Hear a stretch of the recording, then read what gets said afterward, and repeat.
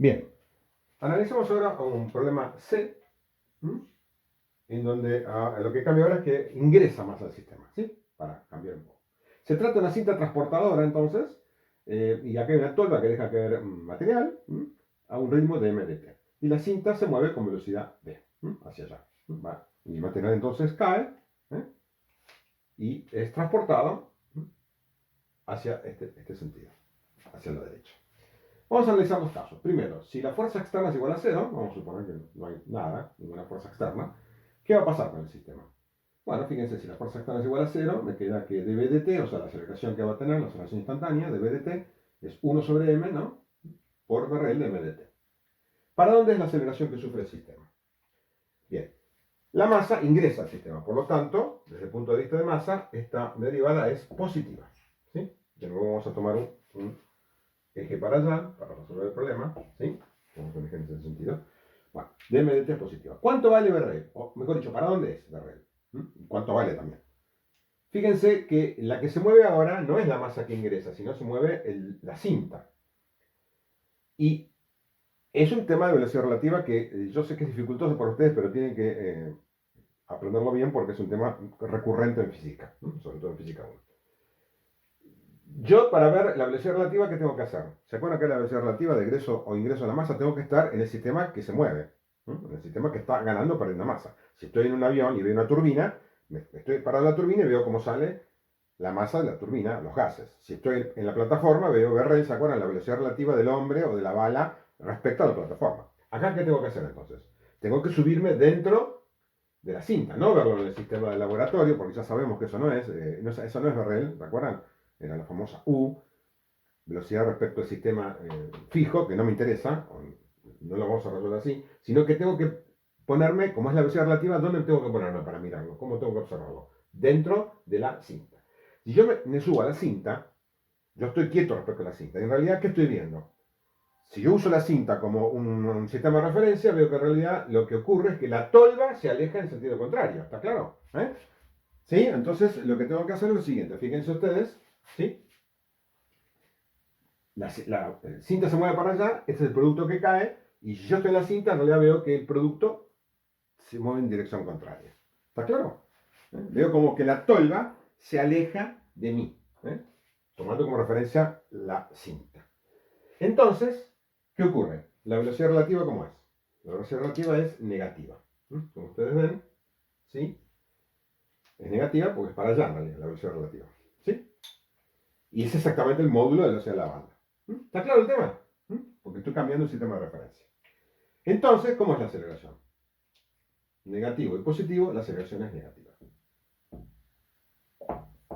¿Sí? ¿Qué significa entonces? Que la banda se va a ir frenando, como es lógico de esperar.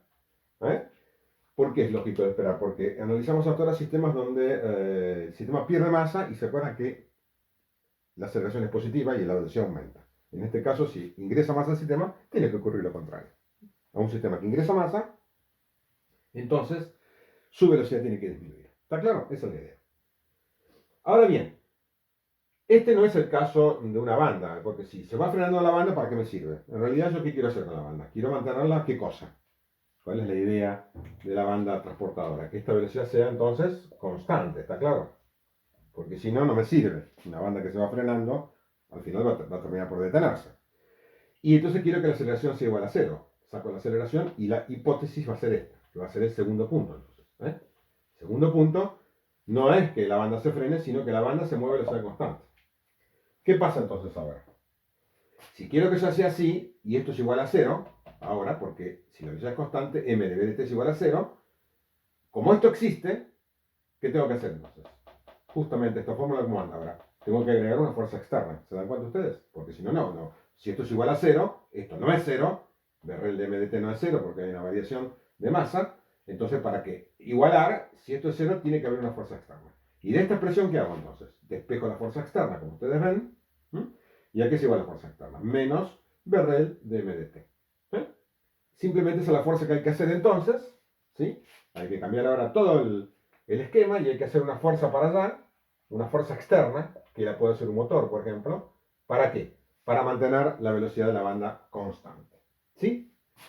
¿Y a qué es igual esa fuerza externa? Menos Berrel de MDT. ¿Por qué digo que es para allá? Me apresuré un poco a marcarla para allá, pero ustedes imaginarán que si la banda intenta frenarse, yo tengo que hacer una fuerza en el sentido de la velocidad para mantenerla constante, ¿no? ¿Se imaginan ustedes? Pero analicémoslo. Berrel sigue siendo, como dijimos antes, negativa, ¿sí? DMDT sigue siendo positiva, o sea, esto no cambia. ¿Y qué pasa? ¿Cómo es la fuerza? ¿Qué sentido tiene la fuerza ahora? La fuerza externa, ¿cómo es? Noten que entonces tengo más menos y tengo signo menos este de la presión, menos por menos más, más, y todo esto queda entonces positivo, como ustedes ven. ¿Sí? Entonces la fuerza, por supuesto, es como habíamos previsto en el sentido de la velocidad. ¿Ok? Para mantener entonces la velocidad constante. Noten acá el triple cambio de signo, ¿no? Hay menos debido a la expresión. Cuando despejo fuerza externa, me queda menos Berrel de MDT. Luego está el signo de la velocidad relativa, que dijimos que es negativa porque es para allá. Y luego está el signo de la variación de masa, que es positiva porque ingresa masa al sistema. Tengo estos tres cambios de signos y eso al final me da lo que tiene que ser, que la fuerza es hacia el sentido de la velocidad. ¿Ok? Eso es lo que hace entonces una banda transportadora. Tiene que tener una fuerza externa dada por un motor para compensar esta fuerza de reacción que intenta frenar la banda y tiene que ser en la dirección entonces y sentido de la velocidad. En este problema podemos sacar alguna conclusión interesante también. Fíjense que son dos condiciones diferentes. ¿Sí? Ojo, si no hay fuerza externa, la banda intenta frenarse. Y si hay una fuerza externa determinada igual a esto, la banda puede moverse a velocidad constante. Son dos condiciones totalmente diferentes. Es lo que yo les decía cómo funciona esta fórmula. En general, no usamos los tres términos, sino uno es cero y usamos los otros dos. En este caso, el que es cero es la fuerza externa, en el primer caso, y en el segundo caso, lo que es cero es m de VDT. Esto es un caso típico también, lo podemos ver en una cinta transportadora en los aeropuertos, cuando uno pone las valijas, ¿no es así? Y ustedes ven que cuando los operarios tienen las valijas sobre la cinta intenta frenarse, obviamente, ¿no? Estoy tirando una valija, ¿sí? Y la cinta intenta frenarse. Bueno, tiene que tener el motor que la mantiene en movimiento a velocidad constante. ¿Sí? Una vuelta de tuerca a este problema podría ser, bueno, pero al final esto algún día termina y acá la masa cae, ¿no es así? Al final del día tiene que caer en otra tolva, ¿no? Porque para eso me sirve, ¿no? En un acopiador. ¿Para qué me sirve la cinta transportadora? Entonces uno puede decir, bueno, pero esto no habría ningún problema, porque si acá está entrando masa, acá la DMDT es la misma, ¿verdad? Todo lo que entra tiene que salir, entonces se cancelan. Tengo una masa que ingresa y una masa que egresa, ven ustedes, ¿no? ¿Sí? Si yo analizo esta fórmula, entonces, digo, no, si hay un BRL de MDT, pero también hay un BRL de MDT negativo, porque tengo la BRL y ahora de MDT, ¿cómo es?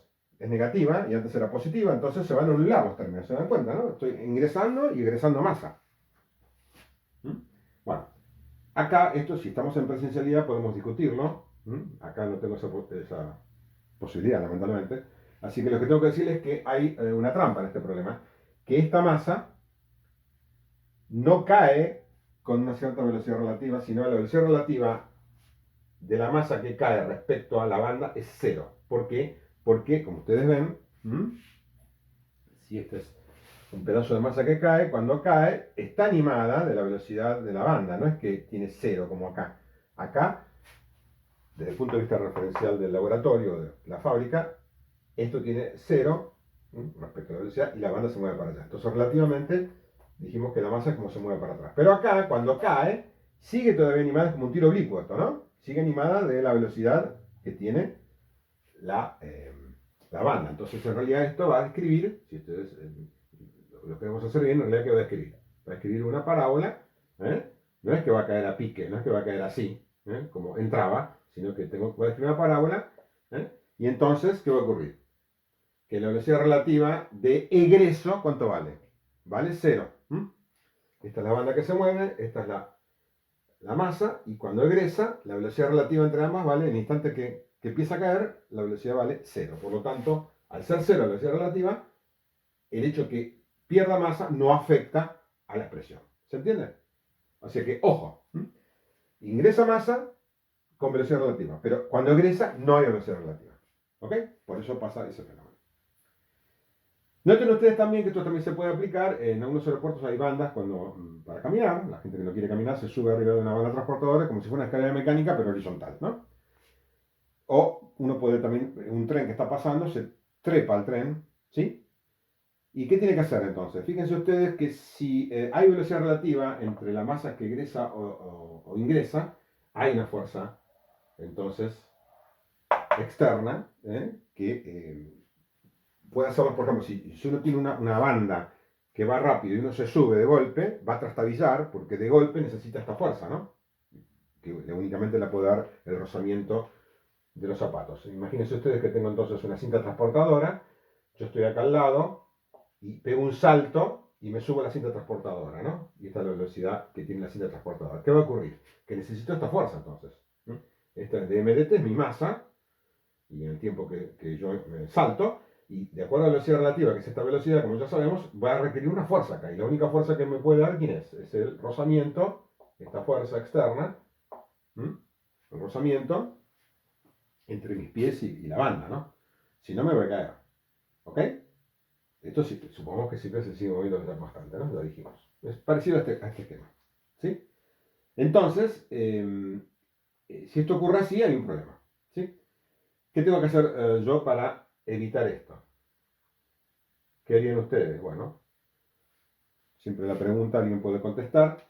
Tendría que yo correr paralelamente a la banda a la misma velocidad, ¿sí? A igual velocidad. Y entonces ahí pego un salto.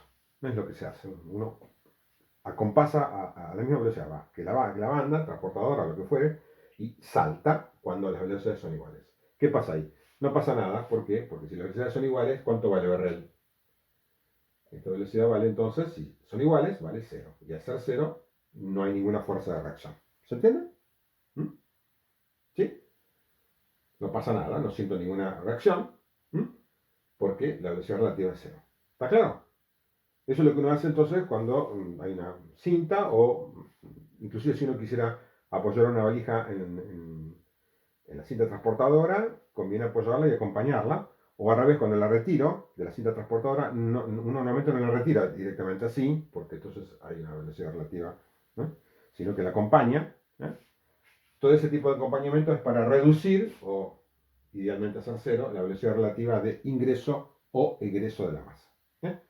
Si uno quiere subirse a un colectivo en movimiento, ¿qué hace entonces? Corre al lado del colectivo a la misma velocidad y luego sube. Nadie va a quedarse quieto y pasa el colectivo y se va a agarrar de la manija, porque ahí va a sufrir entonces el impacto debido justamente a ese hecho, ¿no? El cambio abrupto de la velocidad. ¿Sí?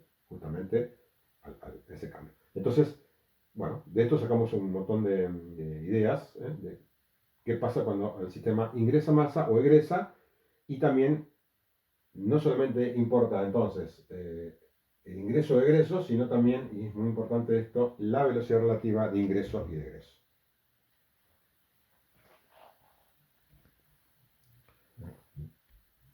Bueno, acá vamos a ver un problema un poco más complejo, que es, por ejemplo, la turbina de un avión.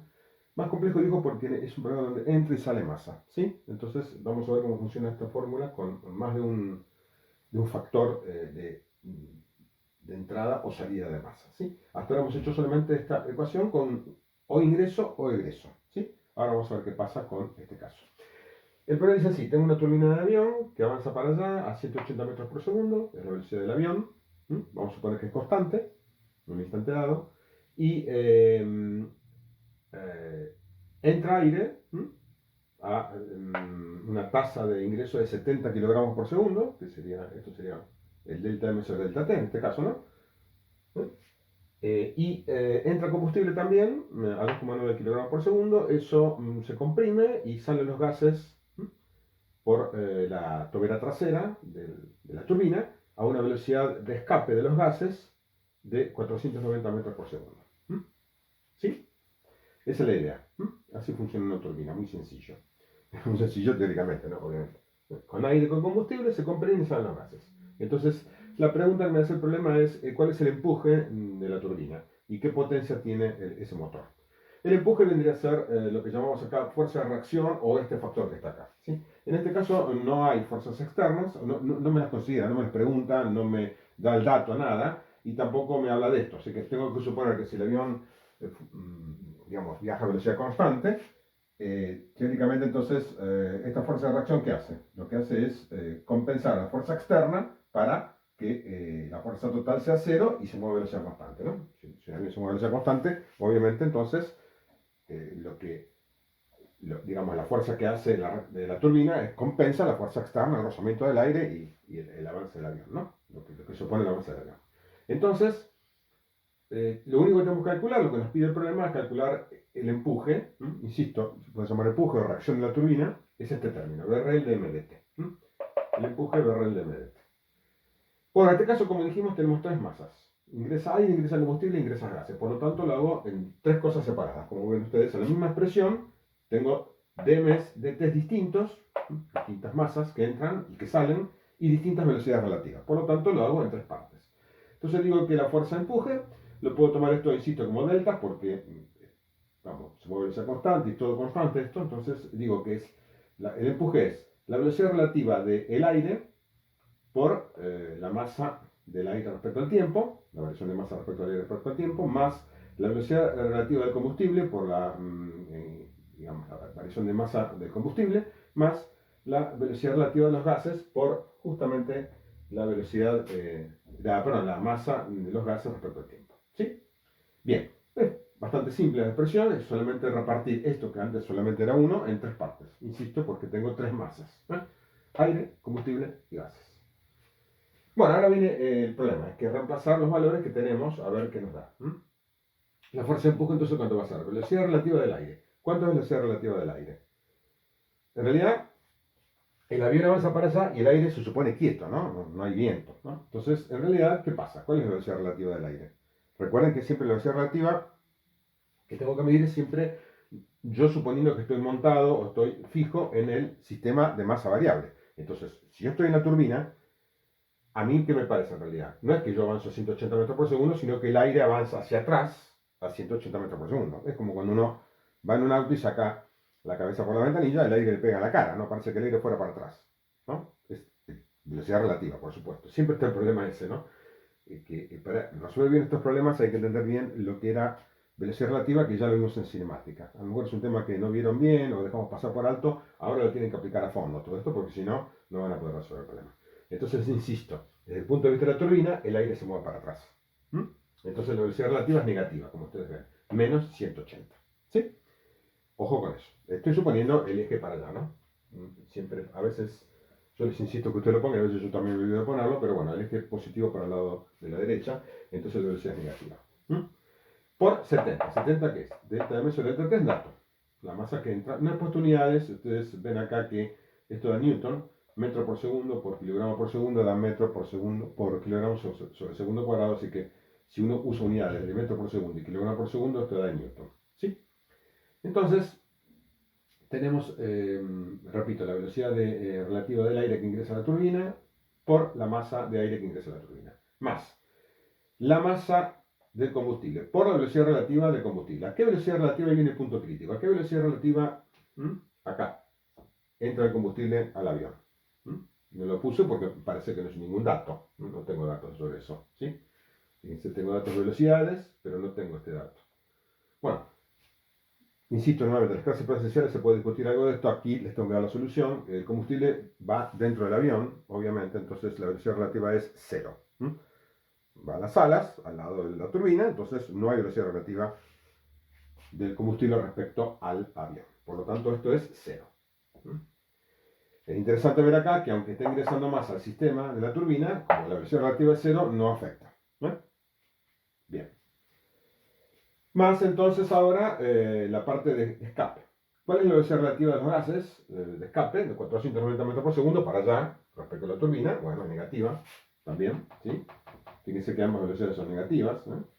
Respecto a la turbina, el aire entra por acá y sale por allá comprimido en forma de gases. ¿Sí? Así que las dos velocidades, tanto de ingreso del aire como de egreso de los gases, ambas son negativas, como ustedes ven. Pero ¿qué pasa con la masa ahora? La masa esta que es 72,9, ¿por qué 72,9? Bueno, simplemente los 70 de aire más los 2,9 de combustible son expulsados. Vamos a suponer que se expulsa todo, ¿no? Y entonces 72,9, pero es negativo. ¿Ven ustedes? ¿Por qué es negativo? Porque egresa más. Entonces, Ambas velocidades son negativas, pero acá tengo ingreso de masa y acá tengo egreso de masa. ¿Está claro? Y acá tengo ingreso de masa, pero a velocidad relativa a cero. Así que tenemos tres casos. Fíjense qué interesante, ¿no? Egreso, ingreso e ingreso, pero a velocidad cero. Bueno, si hacemos la cuenta de esta, es muy fácil, da 23.000 newton. Y es constante. Sí, eso es más potencia o empuje, perdón, empuje o fuerza de reacción de la turbina. Me pide calcular la potencia también. ¿La potencia qué es? Trabajo sobre el tiempo, ¿no es así? Eso lo podemos escribir así, simplemente no en la derivada, porque si la fuerza es constante, bueno, la potencia será constante, el trabajo también. Tomamos un pequeño delta X y decimos entonces que el trabajo ¿qué es? La fuerza, esa fuerza de empuje por ese delta X, cualquier desplazamiento que se nos ocurra, dividido delta T. ¿Y qué veo acá? Que delta X sobre delta T, ¿qué es? Es exactamente la velocidad que tiene el avión, que es constante. Por eso, esto estamos siempre suponiendo que es constante, recuerden, por eso puedo poner delta X sobre delta T, ¿no? La velocidad constante. Entonces, simplemente fíjense que queda fuerza por velocidad. Este es un resultado bastante clásico, ¿eh? Lo pueden usar siempre y cuando, insisto, la fuerza sea constante. ¿Sí? Para fuerzas constantes, un móvil que se mueve con una cierta velocidad, la potencia es fuerza por velocidad. ¿Sí? Y bueno, es cuestión de acá hacer la cuenta. La fuerza es 23.121 newton multiplicado por la velocidad 180 metros por segundo me da 4.161.000 watts. Esa es la potencia. Ustedes saben que las máquinas mecánicas en watts, como ven, una unidad bastante pequeña, ¿no? ¿Y qué hacemos? Usamos muy bien HP, ¿se acuerdan?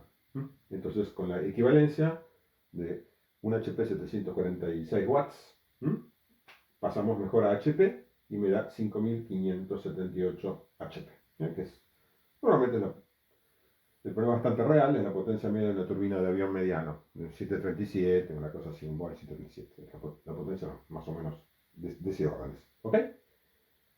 Bien.